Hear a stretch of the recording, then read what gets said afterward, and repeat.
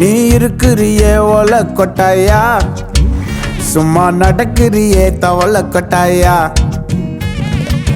மஜாவாயி நிக்கிறியே பஞ்சு மிட்டாயா. நான் அவர் வேலை உசுரா வச்சிருக்கேன். அது அவராண்ட கொஞ்சம் எடுத்து சொல்லுங்க.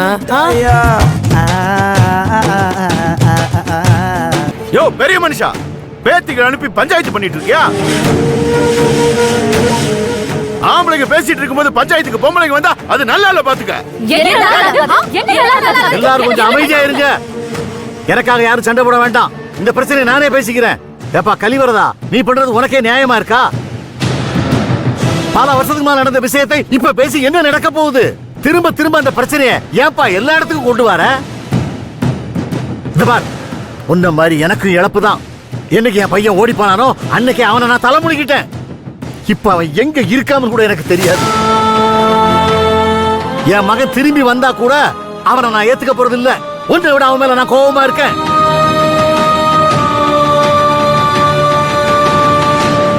சரிப்பா விடு.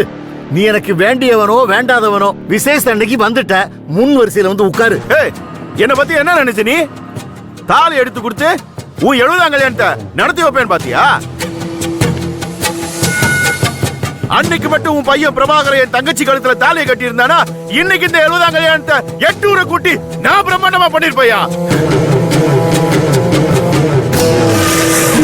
இன்னைக்கு என் தங்கச்சி எப்படி இருக்கா தெரியுமா? வாழ வேண்டிய வயசுல வாழ்க்கையை தொலைச்சிட்டு என்ன நிலைமையில இருக்க தெரியுமா?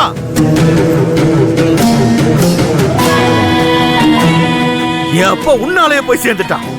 ஆனா நீ நல்லா இருக்க. எவ்வளையோ கூட்டிட்டு ஓடி போன உன் பையன் அவன் சந்தோஷமா இருக்கான்.